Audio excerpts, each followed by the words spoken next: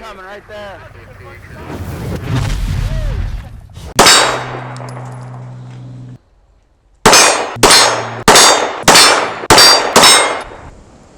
All right, hey, so we're going to talk about aiming with your body and then verifying with your sights, unlike point shooting. But before we do that, I want to give a big shout out for this week's sponsor.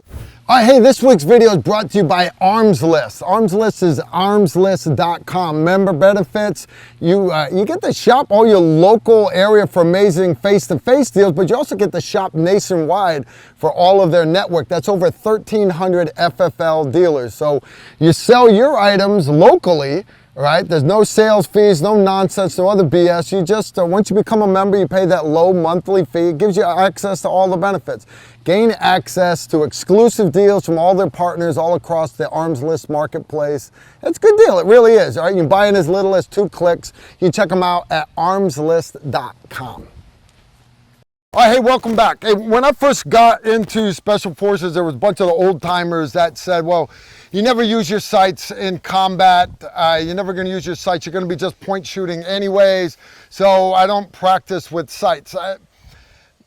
You understand, there is a slight truth to that. What they're talking about is when you practice aiming with those sights, right? Equal height, equal light, proper sight picture.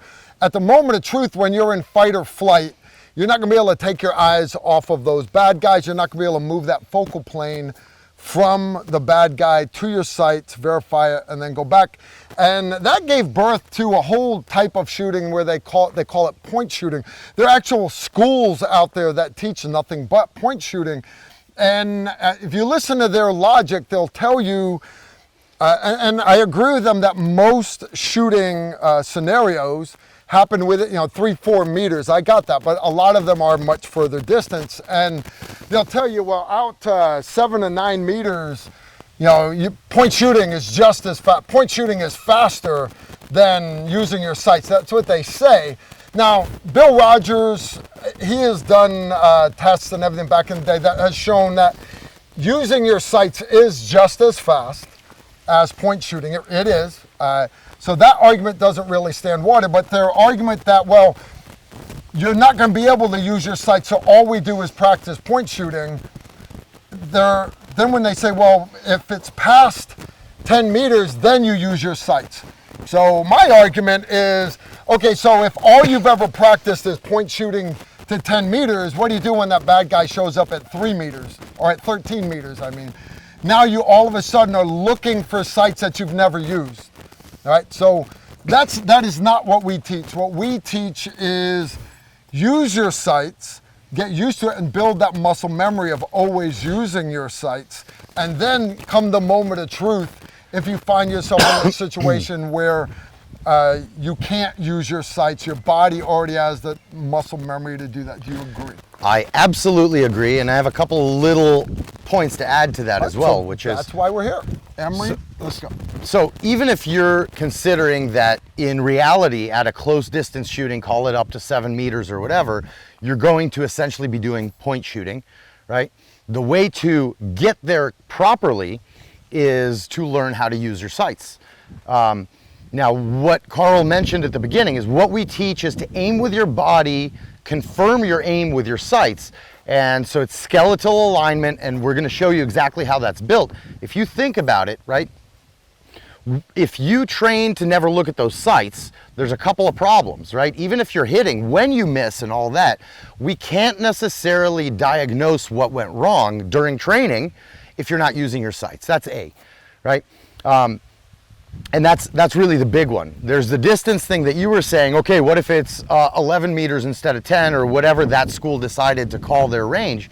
But really, if you train to not use your sights, then you don't know that your muscle memory is being built the exact same way every time, right? You're not myelinating the exact same motion every time. And so by practicing perfect sight alignment by feel and perfect skeletal alignment towards your target, right? What you're doing is you are confirming that your presentation is exactly the same every time. And then when the moment of truth arrives, and God forbid you have to go and actually blast some bad guy, then... Thank you, Emery. Yeah, I'm trying. I'm working on it. Trying. So when the moment of truth comes and you have to blast that bad guy, that muscle memory, which is a term I don't really like anymore, but it still holds water. So your muscle memory is built so perfectly that even if you don't use your sights, then you're going to be damn near as accurate, right? And so what we mean by aim with your body, okay, we'll kind of break this down. Yeah, let's elaborate on that some more. So Yep. talk me through that.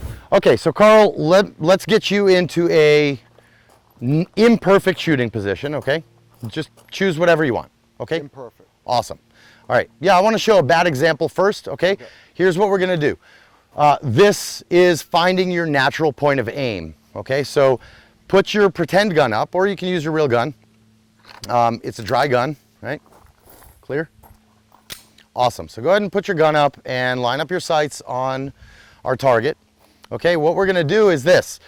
Carl is standing in a stance, right? It's not really his home stance because I want to show a bad example first. What we're going to do is Carl's sight now is pointed exactly at that little swinger at the top of the target. Okay, now Carl, I'm going to ask you to close your eyes, and you're going to swing your gun from your waist all the way to the right, all the way to the left a few times. No, keep it. You got to keep it pointed forward. All the way to the right, all the way to the left. Do it a couple more times, okay? And then you're going to go end up right in the middle on the target again with your eyes closed. Okay, open your eyes and tell me where that sight is. I'm about 6 inches low. 6 inches low. Okay, so really what we have here is maybe an imperfect stance, but in terms of windage, you were exactly on. Yeah. So the lesson we have here is the stance is too straight up. Okay, the stance is too straight up. His knees are locked and all that stuff. But what you'll notice is if we draw a line down the center of his spine, going through the spine, through his aiming eye, he's cross-eye dominant, so through his left eye in this case, then through the sight and to his target, okay, his skeleton is actually aligned correctly right now. So let's do this. Let's have you shift your stance so that your left foot is forward. Put it a little more forward than normal, okay? And then go ahead and do the exact same thing. I just want to show exactly what happens in this process if our body position is incorrect. Pelvis square with the target? No, I don't, because I want to show incorrect and then we're going to fix it. Okay. So Okay? But do your best to end up on target, okay? do my best to end up on target.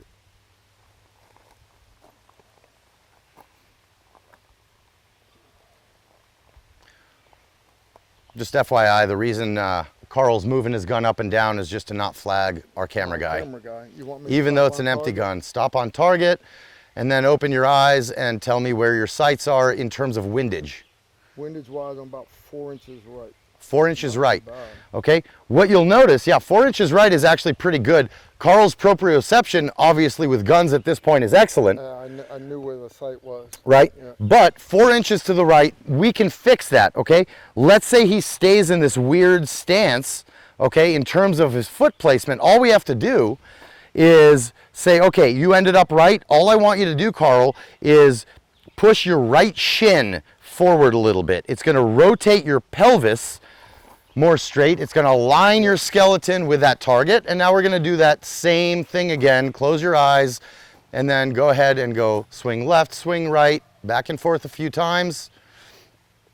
This is called finding your natural point of aim. He's going to end up in the center. Go ahead and open your eyes.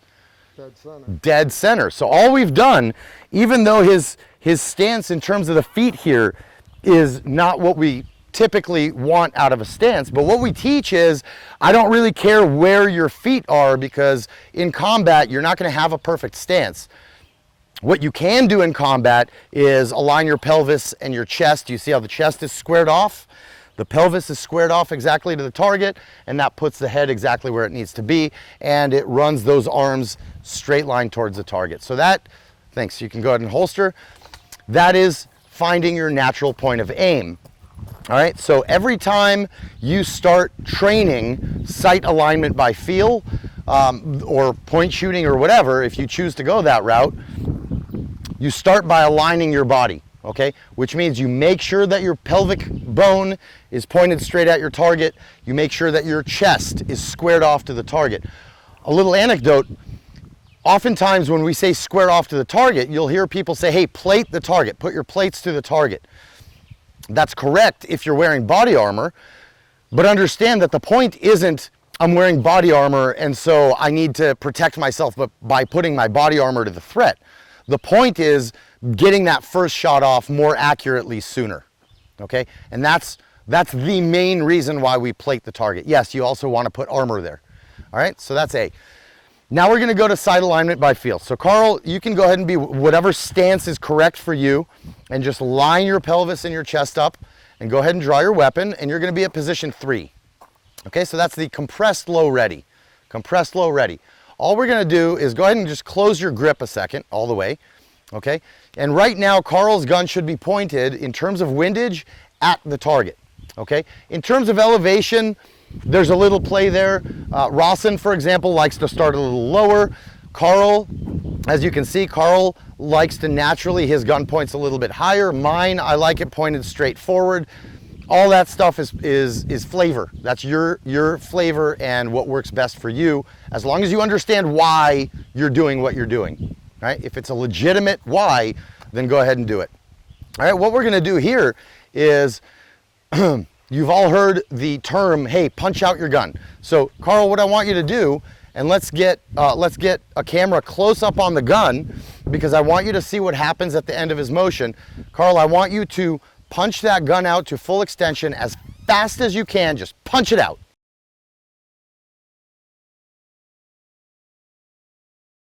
Do it again. You see how the muzzle is kind of bouncing at the end. And what that is going to result in is you having to look for your sights. Okay, you're going to have to find that sight, especially with a red dot. Okay, so all right, let's go ahead and go back to position 3 now. What we're going to do first is I'm going to make sure, Carl, that your control hand, your left hand in this case, I want it already squeezing tight on that gun. Already it should be squeezing tight. What that's going to do, what you'll notice is if Carl now relaxes his grip on his left hand, that muzzle starts moving to the left just a little bit. It's already off of the target. So once you're in position 3, right, I want you to clamp down that control hand. Okay, later on, if you want to make changes to it, you can do that, but this is what we need in order to learn sight alignment by feel. Okay, what we're going to do, Carl, is we're going to start really, really slow. The motion is going to be at like a quarter to maybe a fifth speed, very, very, very slow.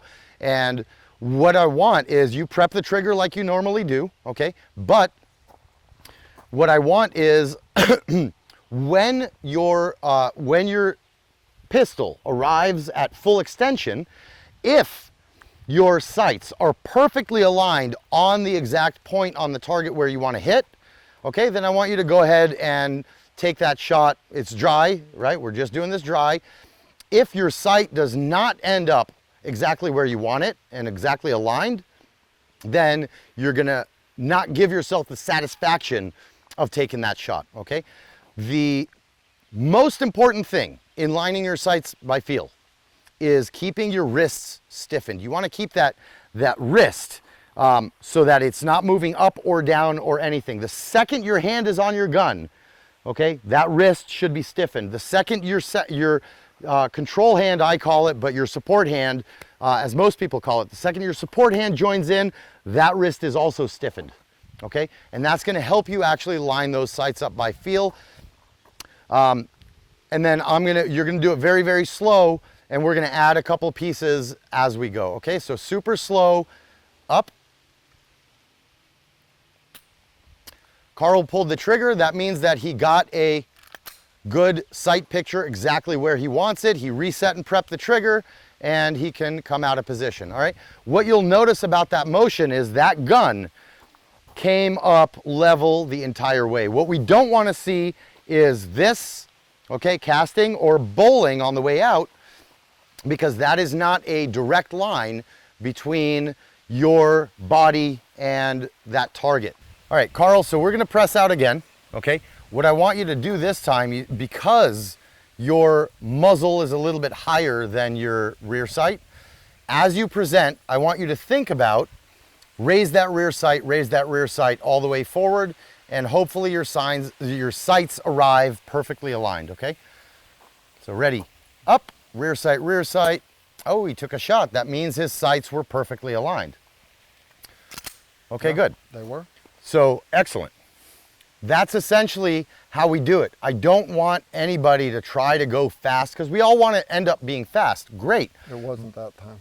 I was high. No. That time it wasn't fast. No, I'm saying I just did it again and it was high. Gotcha. Okay. Well, let's keep doing it then. So, Carl said he had a presentation that ended up not aligned. He's going to keep doing it until it's aligned. I'm too high. Too high. So raise that rear sight. Raise that rear sight. What ends up happening for most people is, especially if your starting position at position 3 is with the front sight a little bit high, okay, then it's going to end up going straight line and you're going to get a high sight picture. So Carl's job is to think about raising that rear sight. Raise the rear sight, raise the rear sight, and here's the shot. Excellent. Okay? The big thing is we all want to be fast. The way to get fast is to do it slowly, because it takes 3,000 to 5,000 perfect repetitions to myelinate a process correctly. If you start messing up on the way and just keep speeding up, you're just going to mess up more. You're actually building the incorrect myelination process, okay? So you're creating a negative neural pathway, and then it's going to take us 7,000 to 9,000 perfect repetitions to undo that bad habit and create the proper myelination process, okay?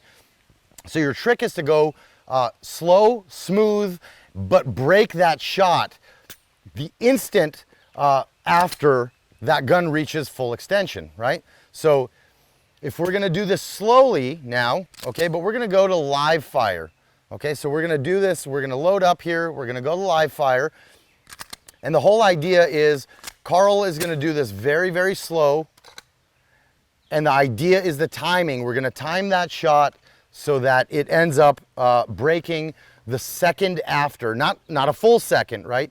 What I mean by that is, as soon as it's out, Carl, you're gonna confirm that your sights are perfect, and then you're gonna pull that shot. If your sight alignment is not perfect, what I want you to do is not take that shot and come finger off the trigger back to position 3.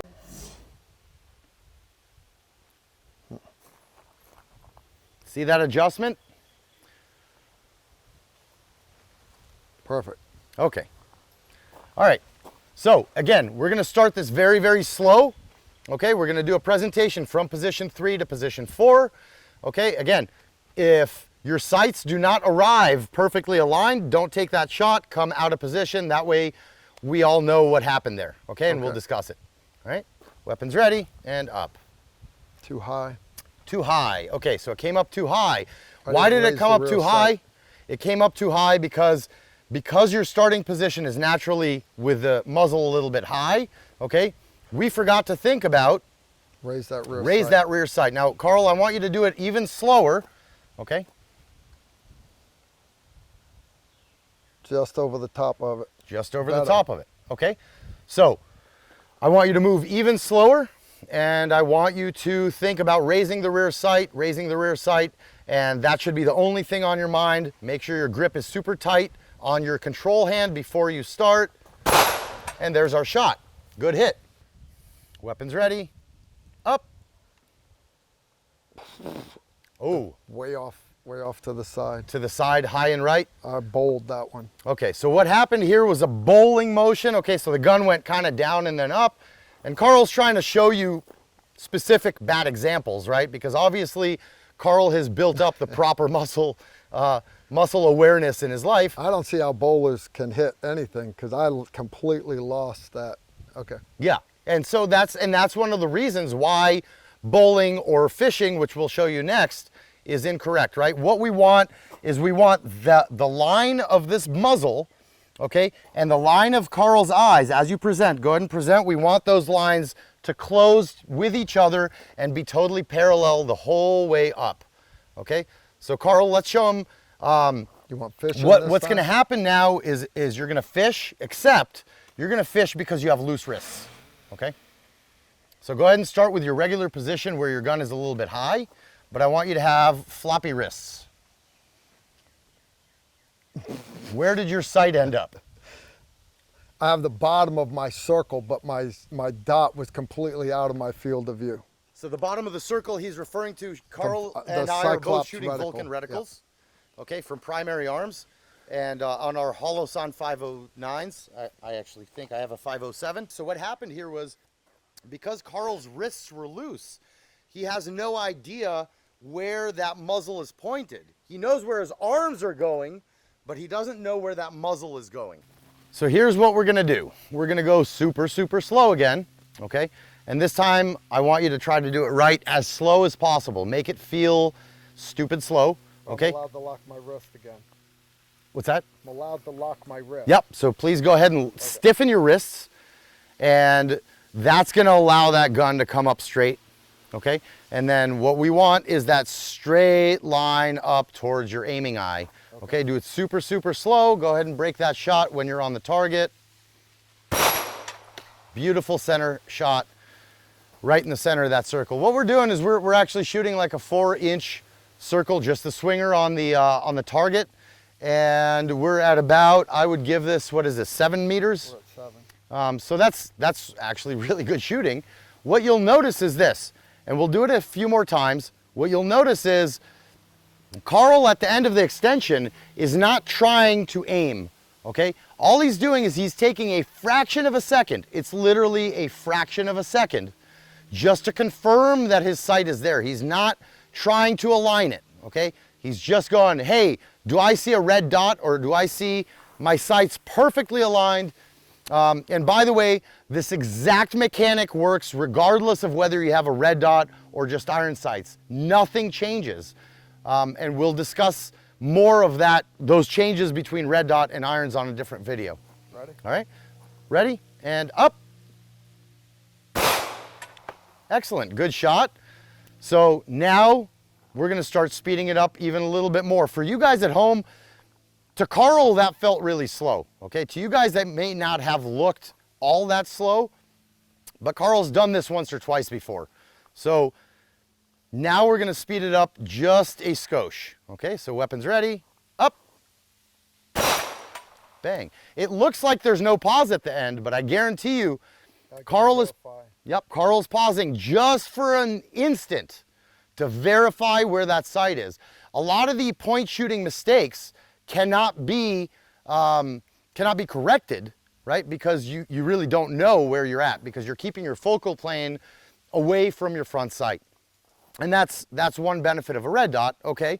But what we're looking for here is just that little pause. We're gonna speed it up just a little bit more. Shooter ready, up. Okay, now what you'll notice is the faster your presentation is, you're gonna have a slight more space there in time for you to confirm your sights. But really, once you connect all the dots, it's not gonna seem slow. What we're trying to do and I'm stealing this term from Rawson, we're not trying to make you shoot faster. We are making you shoot sooner, okay?